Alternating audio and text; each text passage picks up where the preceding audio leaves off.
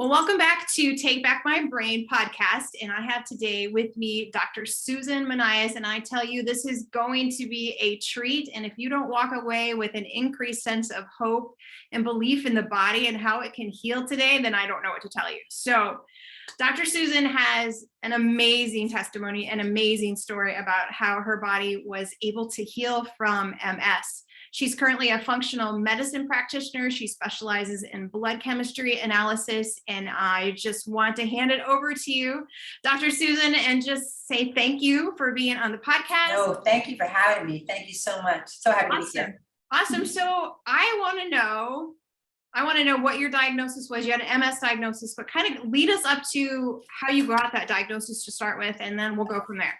Okay, so here's the cool thing. It's not really cool, but I was walking around like I was perfectly healthy. Would have been $1 million on Sunday night that I'm perfectly healthy. Under chiropractic care, I was in chiropractic school, took supplements, ate well. So I did all the things I thought to have good health. But Monday morning I woke up, couldn't feel the right side of my body. My right eye was slammed shut. So it looked like I had a stroke. That's what it appeared as. Yeah. But it was very shocking to me because I've never even had a cold. Like I always bragged about how strong my immune system was. I never even got a cold. You know, I was just a healthy person as I thought. I exercised, ate well, everything we know to be healthy. And I followed it, but I still got MS. So the diagnosis was Monday morning, May 9th, 2011. Never forget it. Rushed to the emergency room. They rushed me in immediately because they thought I had a stroke. Sure. I was immediately told there is something on your CAT scan. So they did CAT scan first. And they told me there's something on it. So me and my husband panicked, like, oh my gosh, we thought it was a stroke or we didn't know what. We had no idea. MS wasn't a big thing 12 years ago. Like I knew one person who had MS, is Montel Williams, because I listened to a chiropractic video that he did. And that was so interesting to me. You know what I mean? Oh, I didn't know he had MS. That's interesting. Yeah, so that was like very interesting to me because chiropractic helped that. And here it was a chiropractic school, and I was at, funny enough, I was at a conference the weekend of. So Saturday and Sunday, I was in Orlando, Florida, at a conference with medical doctors from Italy who just reversed MS in people with chiropractic. So here I am Monday morning, diagnosed with MS. So it was like really crazy how it worked out that way. So yeah, so that week I was diagnosed, but I sat on my hospital bed and I was like, I was 1 year, I guess, in chiropractic school, like about to live all my dreams. Like I had lots of hopes and dreams because now I'm going to do what I love to do. It wasn't what I had to do in my job. Right. So I lost my job. Me and my husband both worked for the same company, let go of our jobs in 2008, the original crash of the whole economic system. So we lost our jobs. So I said to him, I'm gonna have to go back to school. Like if I don't do it now, I'm never gonna do it. I was 39 years old. I had 3 kids. So it was kind of shocking to him that I wanted to do that, but I did it. So within the first year, that's when I was diagnosed with MS. But I love it. Took my chiropractic philosophy, sitting on the hospital bed. It was like a victim mentality. It was just like more like, God, why did you do this to me now? Like, why would you do this to me? You know what I mean? But the thing was, I quickly realized I'm my first patient. I was my first patient. That's what he gave me. It was a gift. So yes. I was my first patient. I had to figure out how to reverse this thing so I can help other people. So that's the wonderful end of this whole story is I reversed it in myself and I helped all over the country do the very same thing. So it's an amazing story. And that's why I'm so happy here to share it. It's possible. Yeah, it's definitely possible. I love you have on your website a quote that says, no one is a prisoner to a diagnosis or family history. If you remove the interference from the body, it will heal itself. Yeah, I love that quote because that's what I live by too, right? Yeah, well, yeah, that's a philosophy, right? That's it. Yeah, so you got the diagnosis and you're in the mindset of like, and you just heard about how chiropractic care reverses. Right, so hours ago. It just instills what you already believe, right? You kind of got that foreknowledge, you've got that installation when you receive that diagnosis. That's the same thing happened to me when I got a cancer diagnosis. Right. I mean, it was already instilled in me. Right. And so you're thinking to yourself, I know I'm not going to do what they're going to tell me to do. Right. So then what did you do? Right. So I was sitting there because of course I got the medication offer, you know what I mean? And I'm sitting there, my husband's sitting there and he's like, oh, good, there's a medication because we were still kind of in that belief system, you know, here's this major diagnosis for me. And it was like, what are you going to do? You're going to take medication. Great. They have medication.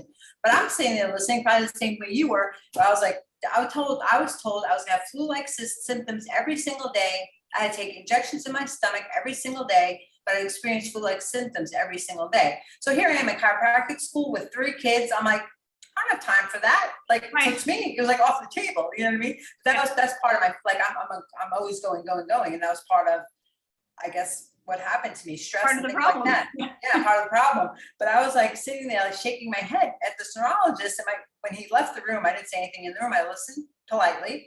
But when he left the room, I told my husband, there's no way I'm doing this. Because I just right away instinctively said, if I inject my body every day with a chemical, that's going to hurt my body. So like, I'm not even thinking about MS. I'm like, I'm not going to do that to my body in any way, shape, or form. So like, I was going to accept what they was offering me as a solution. To me, that was no solution at all. And he also told me there's no way there's like no promises. So you can inject yourself every single day, but it's still going to happen. But we don't know how fast. It may slow it down. We don't know. So the whole thing was like, we don't know. So do this, but we don't know what's going to happen. So that was like unacceptable to me. Like, I don't accept that. Well, there's no hope in that, right? No, there was none. And then they're like, you can go on this blog or website and look this stuff up. And I started doing that. And they told me my prognosis was 5 years to a wheelchair with the damage I already had in my brain. And in 10 years, I should be dead. So that means I would have been dead at 50. So I'm 52 now. And I'm like, I'm not dead. Thank God I didn't listen. You know what I mean? Because I think that would have happened anyway. Like, even though if I would have taken the medication, I think that prognosis probably would have came true.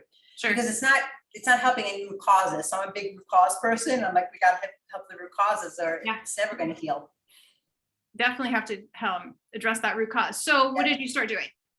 So I started immediately, first was my belief and just started reading. Like, I started reading anything I get my hands on. The funny thing also that happened to me is probably 2 weeks before or 3 weeks before the diagnosis, I found Dr. Pompa and I started listening to him. And at that time, we didn't have any like stuff we have now. So I think it was mostly CDs and like maybe some YouTube videos, but like wherever I could find him or listen to him, I was doing it. Actually, he was talking about heavy metals, and I didn't believe that was anything to do with my problem, to be honest. I tell my patients this all the time, like, I didn't believe it either at first.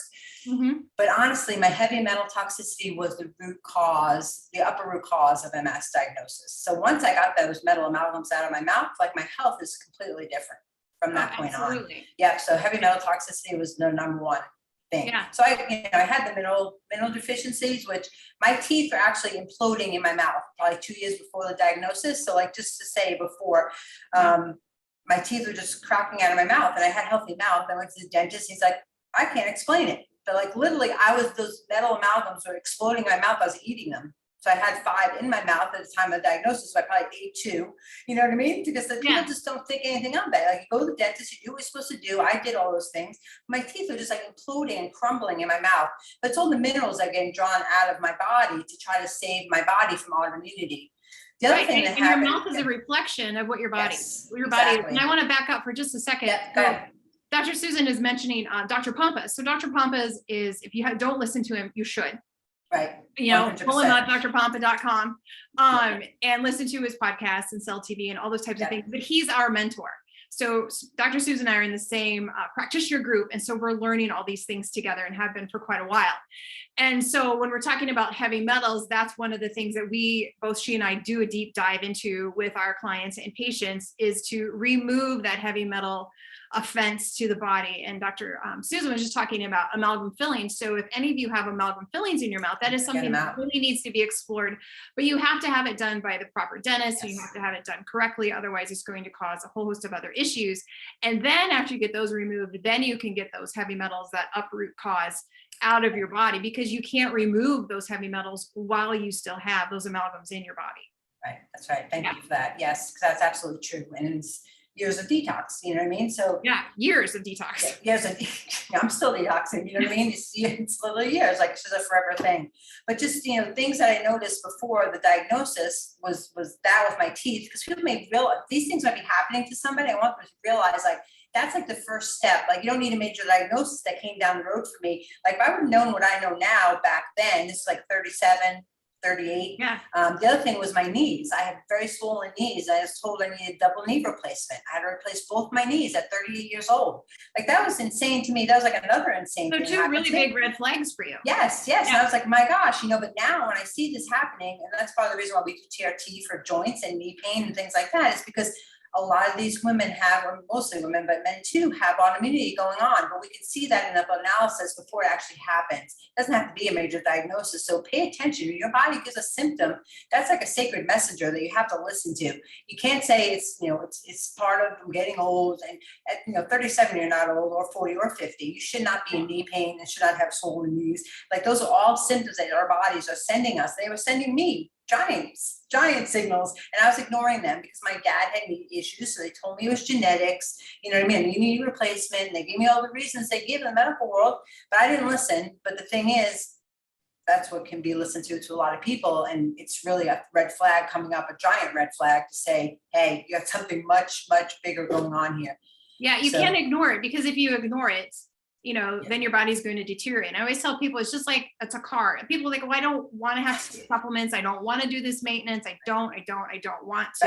Right. Well, if you don't do maintenance on your car, what's going to happen to your car? It's going to fall apart, and it won't do you any good. It's the same thing with our bodies. We only get one. We only get this one body here on Earth. And so if we don't maintain it, it is about maintenance. Is it a pain in the rear sometimes? Yes. It is. Yes, I mean, people both say that. I've been detoxing heavy metals for over 3 years. Right. I'm still doing it because we have to maintain things, and I'm going to continue to do that, right? And you're going to continue to do that. Yes. I won't change anything. God created us for a specific purpose. So until we maintain this temple, we can't do his purpose. That's right. Yeah. That's right. That's when people say to me, like, somebody asked me today, she has progressive MS and she's in Illinois, and she sent me a message, and I read it before I came on here, and she's like, do you mean to tell me you still follow the diet where you don't eat sugar? And I'm like, yes, like exclamation point. I'm like, why wouldn't I? Like, you do. You realize, like, you can live a lifestyle that doesn't include sugar, unhealthy fats, like all those things. Like, you can live a full lifestyle that's enjoyable without those couple of foods. You know what I mean? So it's just amazing when people, they just don't have a deeper meaning to what's going on. You know what I mean? We just don't value our body. It's just, we're taught value their car more. Our friend Mindy Pell, she talks about the rushing woman syndrome. Oh yes. Oh my gosh. We're in that rush mode. Yes. We're in that rush mode. We don't have time to take care of this. We don't have time to take care of this because we got all this other stuff to take care of. Well, if we don't take care of this, our body, then you're not gonna have any other stuff. Will even matter. Yeah. That's right. So, that's the biggest thing. Yeah, for sure. So you started working on your heavy metals. You found out you had heavy metals, got your amalgams removed, and then what did you do? Well, that was actually one of the last things I did. That was one of the last things you did. Honestly, because I didn't believe it. You did before then to get you to that point where you had your amalgams done. Yeah. So the first doctor I went to turned me into vegan, vegetarian. He gave me like 6 foods I can eat. Like, it was like a joke. Like, he slid across the table this paper. He's like, this is what you can eat. And it was literally 6 foods on the paper. It was like lettuce, baked potatoes, I think, fish 4 times a week. And the funniest thing is I hate fish. And he said, give me fish 4 times a week, which probably gave me part of my heavy metal poisoning. But maybe that's another story. But it's just, that's what he did. And he tests like fatty acid tests, mineral tests, things like that. Like to me, those are all symptoms. You know what I mean? Like, my body was sick and I had all these symptoms of mineral deficiency, obviously, and inflammation, obviously. Like, there's all those things, but he was dealing with all those symptoms. So like, when I realized that, I was like, I gotta go deeper. So I actually switched practitioners, and I went through that for a couple of years. Like, first thing I did was switch my chiropractic. So I went to the chiropractor who was at that seminar with me, who was working with the doctors in Italy, was reversing MS with chiropractic. So that was my first thing I did. But alongside chiropractic, I went to this functional doctor, which I believe that's what started to give my health back entirely. It was the two together, between the chiropractic care and the functional doctor, cleaning my diet, eating. Like, I grew up in a household where it was very natural. It wasn't very medicated. It wasn't medication. It wasn't the typical household. My mom was very natural. She's an herbalist. My grandmother was. So like, I was inbred in me. So like, my idea was to start healing this. I had to start with food. So that's why I went all organic, and like, I just changed my food over and just kept learning about food and reading everything. And also I loved reading doctors from 100 years ago. So I have a habit of doing that. I just love reading doctors from 100 years ago because they had these answers back then. Like, they knew about all these illnesses of today back then in 1926, you know what I mean? So I love reading about that because it always gave me hope. Like, this can be done. It was done at that time before medicine came, into play. It was being done naturally. So I just always read that information. I always knew I wasn't a victim. I was more of a creator. So I had to create my new reality, and I did it by following these doctors from 100 years ago to kind of create my new reality. But I switched around. I love that statement. You're not a victim. You have to create your new reality. Yeah, because we're all creators, right? So we got to just create the new reality. And like I told you at the beginning, I believed from that night on the hospital bed, like I was going to reverse this. Like a neurosurgeon could have walked in the room and told me, no, you're not, because I would have fought him. I had no business fighting him. I had no education to fight him. I would have fought him and said, no, I am going to reverse this. You don't know me. Like, so I'm very stubborn, but it was in a good way. You know, so my husband calls me stubborn all the time. We're like, yeah, but if I wasn't so stubborn, I wouldn't have done all the things I did because I'm so stubborn. I said, I'm going to get this done. So yeah, but it's possible. It's 100% possible. You just have to find interferences, look for root causes, you know, don't look at the symptoms that are happening, because chasing symptoms, really, it's a waste of time, I think, like just chasing after every symptom, because you could just keep doing that forever and ever. So I went down that road, you know what I mean? Like I thought the problem was in my brain because I had MS. They told me I had 8 lesions in my brain. So to me, my brain was my problem. It wasn't my brain, it was the rest of my body. So it was like everything below my head that was the problem. But I had to realize that took time, you know what I mean? Because we're a very symptom-based society. Like we always look at where the problem is, like where it's calling to you. But it was the rest of my body that was the issue. Awesome. So you're going through this journey with chiropractic care, functional medicine, you know, with those people. And then how long into this journey was it until you got your amalgams out? And you said heavy metals is the issue. Yeah, 6 years. Oh, wow. It's a long time. Yeah. So I always tell my patients, like, I always tell them they have to get the amalgams out, but I know it's like something to absorb. So, you know, just you're telling them a lot of things, and that's like another major thing. So I'm like, you can take your time. But the thing is, when you educate them, they always like call back a month later. I had my amalgams out, like they go get it done. They're not like me, they'll wait 6 years. But I did. I waited 6 years because I didn't really know that was the major issue. And the reason why is because everyone around me had metal amalgams. All my sisters, my family, they all walk around metal amalgams in their mouth. So I didn't think anything of it. Like, how my dentist should know that that's not safe. I believe that.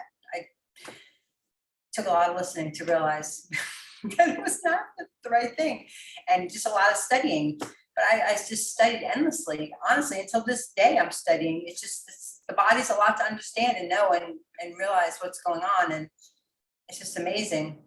You know, autoimmunity is so prevalent in today's world. Like I think the statistic is like 95% of the people walking around with undiagnosed autoimmune conditions. Oh yeah. So MS is autoimmune. It's an inflammatory disease process. So like it's not only lowering the inflammation, you have to find out what's driving the inflammation, which is my metal amalgam. So I had to find out that answer. And when you do, everything changes.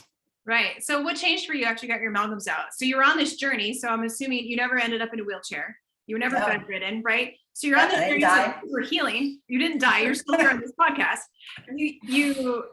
You were 6 years in, so a lot of good things that happened in your body. And then you're like, okay, I really have to get to this root cause. So what immediate changes did you notice? Like within those first 90 days after taking those out, what happened? Yes, immediately. Like literally, like she took them out of my mouth, and like immediately I had brain clarity, like I hadn't had.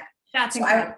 It's like I went through chiropractic school and I had to study so hard because I couldn't remember something 1 second after I read it, or, you know, I just had no retention. It had no memory. That was part of one of the symptoms that I suffered from. But once the amalgams are out, like my retention, like my mind just like opened up, like that stress came off my body, like immediately. I can't even explain how awesome it is when you get them out. You feel different from. You know, the other thing is that I suffered from anemia really bad. So I was always told how anemic I was. So functional doctors were giving me tons of supplements for the anemia. So I think I was taking 36 B vitamins a day at one point because to fill the deficiency of the anemia and the malfunction of the red blood cell. Meanwhile, ever since I got the metal amalgams out, there's no more anemia. Everything's perfect. My red blood cell function is perfect. My TSH score is perfect. You know, it was, I think, 0.01 at its lowest, but I never did anything to treat my thyroid. That's the thing. I never treated my thyroid, but my thyroid was like tanked. So I just had to get the amalgams out. Like when you get that stressor out, everything turns around. Yeah, because that mercury's blocking those receptor sites. Yeah, so you can't get your iron into your cell. You can't get the B vitamins because all those receptor sites are blocked from the heavy metal toxicity. Right. Yep. So it's amazing. I can't express that enough, like how important it is. But I usually tell people like nowadays, if I see somebody come through with a diagnosis like cancer or a serious diagnosis, I always say, like, I always know they have metal amalgams in their mouth at a certain age. Like my age group, which I'm 52, is really like the age of the heavy metals. Like we all had them. we just did, and it's not anyone's fault. It's just what they did. When we were kids, we filled our teeth with metal amalgams, so it's like, it's just obvious, you know what I mean? But I feel like if you don't get them out, you're putting yourself at threat for that 1 in 2 statistic for those diagnoses that are coming up in the world, soon. Because I feel like that was like a far off statistic years ago. We're like halfway to that statistic being real, where it's like 1 in 2 people be diagnosed. But they won't be. Yeah, if they just realize that's the problem and get them out. Yeah. So now you're what, 11 years out? Yeah. Your diagnosis? Yeah. So tell us, I'm assuming that you follow up, you have scans, those kind of things. So you had 8 lesions on your brain. What's your brain look like now? It looks like there are just changes in my brain according to age, is what they said, like age-related changes, but that's it. So the lesions are gone. Yeah, so they didn't see that. Yeah. So what was a death sentence is now completely gone out of your. No, that's the thing. Yes. So I was given a 50, when I turned 50, my 50th birthday present was going to be death. But I said, at that time when they gave me that sentence, it's like, my 3 kids are not growing up without a mother. My kids are all pre-teen age. I was like, there's no way. You're not taking me now. There's no way. I'm going to fight. And you have to fight for your health. You know what I mean? It doesn't come naturally anymore. I think when we were younger, it was more natural. You ate food as real food. And we can probably go into a whole conversation on that, and I won't. But it's like, in today's world, you have to fight for your health. You have to navigate through the food system. You have to know what's affecting you, what's coming at you, what the environmental toxins are. It's so vast. You have to literally do it with intention to. Yeah. Intentionality is the key. Yeah. Yeah. You have to take control of it. You can't just trust. And I know what to tell my clients when they come to see me, and I'm sure you probably do the same thing. Don't trust what I say. Right. Go look it up. You want them to trust you, but yeah. You educate yourself. Right. You don't educate yourself. Yeah, do your research so that, you're like, yeah, she's right on this. And I have a lot of clients that'll come to me that have followed me for a while. And they're like, 10 years ago, we thought you were crazy. But now what you said 10 years ago is what's happening now. And now I need to come see you because this is what I'm feeling like, right? I'm sure you get that all the time. Yeah, too. All the time. Or they don't, or they don't do anything with you. They leave, and they're like, they're thinking you're nuts. But sure enough, 2 years later, and I always tell the girls who work for me, don't worry, they'll be back. And they always joke because sure enough, they always come back, and I always remember their name and I welcome them back and just so happy they're there, because honestly, it just takes time. It took me 6 years to remove my amalgam. So I understand the time you need to understand it and realize what's happening, but do the research, do look at it. At the time I was going through chiropractic school, so I didn't have much time for that research, you know what I mean? So I kind of wait till after I graduated and then do more research. And then, only a few years later I had them out, but it's so important to research and to look and just, know what you're reading on, making sure it's not just based on somebody's opinion, to make sure it's well-researched data. And if I always say, if reading a book, half the book should be researched. You know what I mean? Open the back of the book, see what's back there. If there's nothing back there, there's no research articles. Don't read the book. Yeah, don't even bother reading the book. So if it's a real fat book, that's good because half of it should be research articles. So most people don't get that, so they'll bring in a book but this person said, I'm like, well, that's great. And it could be truth to it, but just make sure your reading is well-researched. And that's what I did. I made sure that I was following well-researched. That's why I followed Dr. Pump for all these years. Only now am I working, with you guys in this group, but I followed him. That's why I give him total responsibility for my life, because if I didn't ultimately follow him, I don't think I would be here in the shape I'm in. I'm in good shape, good health, good liver. Everything's good. Thank God. Through the grace of God, honestly. I found him and I found everything. I'm with you on that. I totally understand that. Very similar story. Yeah. So if I can I ask you a couple family questions? Because I think when you're diagnosed with something major, say MS or cancer or something like that, and then your mindset is, I can't do that because I know within the very soul of my being that I know my body can heal and I want to go this way. But then you have this perhaps family that's saying, are you out of your ever loving mind? They have this medication, they have, these other things for you. You're going to die. Do you have a death wish? Did that happen to you at all? Yes. Oh my gosh. Yeah. So that's the funniest thing. Cause I was I just quietly told my husband, I'm sorry, but the medication I got delivered, I threw it away. I don't want to take it. He's like, what? And I'm like, listen, you know me. And just went through it. it's hard to tell the family because, I feel like it's a whole family diagnosis. Like everybody, It's not just you, it's your whole family. So we didn't really talk very much. I shouldn't have done this, but what I did was most of my diagnosis, because I was never even sick, like I said, not even a cold. Like it was strange for my kids to see me sick. So it was strange. I was in the hospital for 4 days. Like, what's wrong? What's wrong?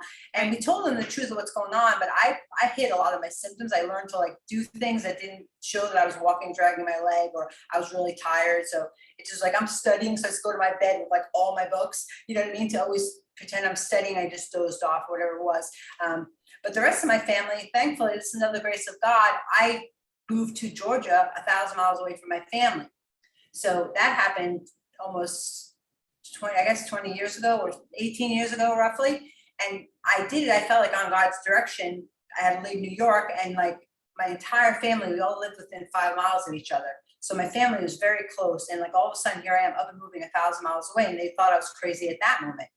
So that started the detachment a little bit, because I wasn't at the family holidays, and I was 1,000 miles away. So I wasn't in New York anymore. I wasn't within 5-mile radius. So they need to like do things with me or whatever. So, but I think that happened for a reason, because I don't think I would have been able to handle everything that comes with the diagnosis and refusing medication. I'm doing this on my own and I'm going to do this. They probably would have talked me out of it.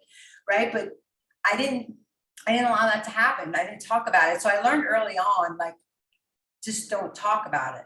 Yeah. Oh, that is so true. Yeah. Yes. That's 100% true. Like if you don't talk about it, like if somebody asks you how you do, I'm great.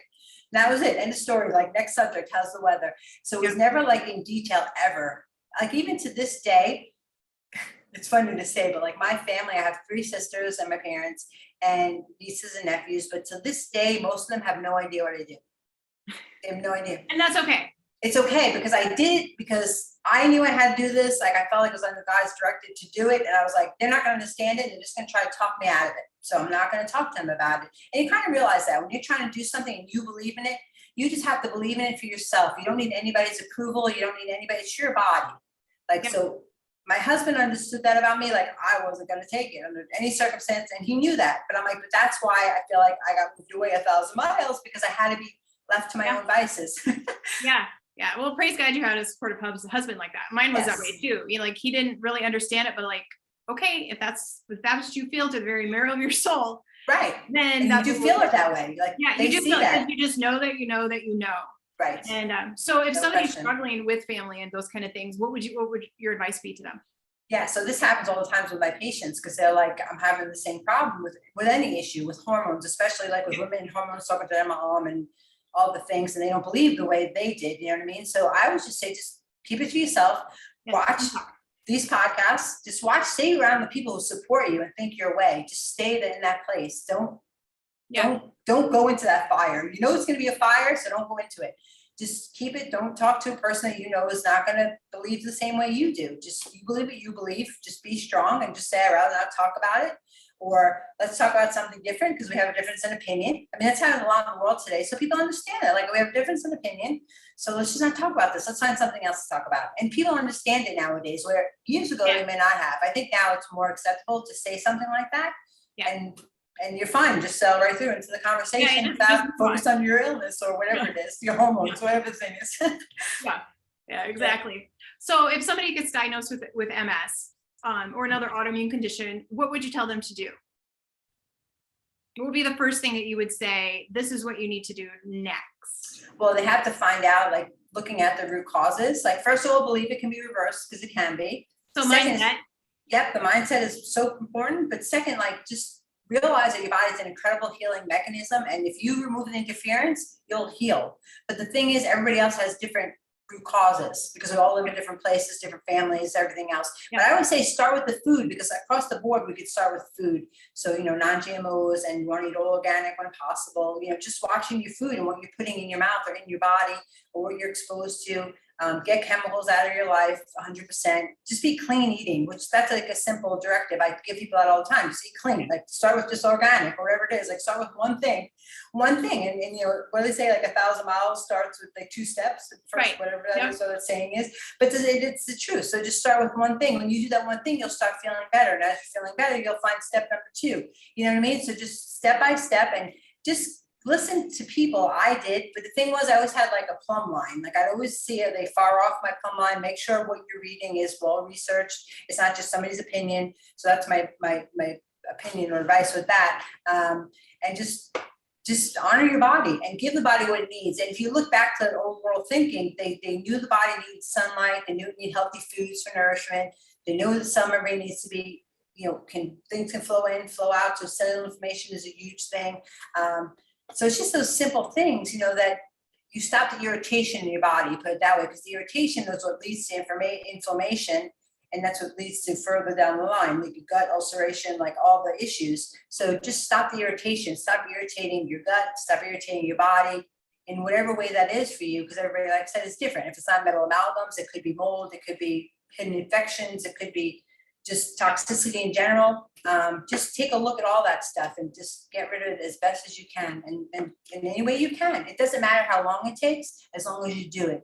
Like here I am 12 years later. It took me, like I said, 6 or 7 years to get metal amalgams out of my mouth, but I did change my food. I took supplements. Like I did everything step by step, one step at a time. I was a student in school, 3 kids, 1 job, my husband, and we didn't have tons of money to go to every functional doctor in the world and spend tons of money on everything. So even if you don't have money, you can do it. You know what I mean? You just have to have the belief and the intention with your health to build a new body. So that was my goal, was to build this new body, because your tissues, your cells will all replace themselves in time. So I just always believe. So whenever I went to put something bad in my mouth or be exposed to something bad, I always told myself that's not gonna help building a new body. You know what I mean? So I always thought about that. Like I'm building a new body right now. It's gonna take years, but it's okay. I'm on the right path.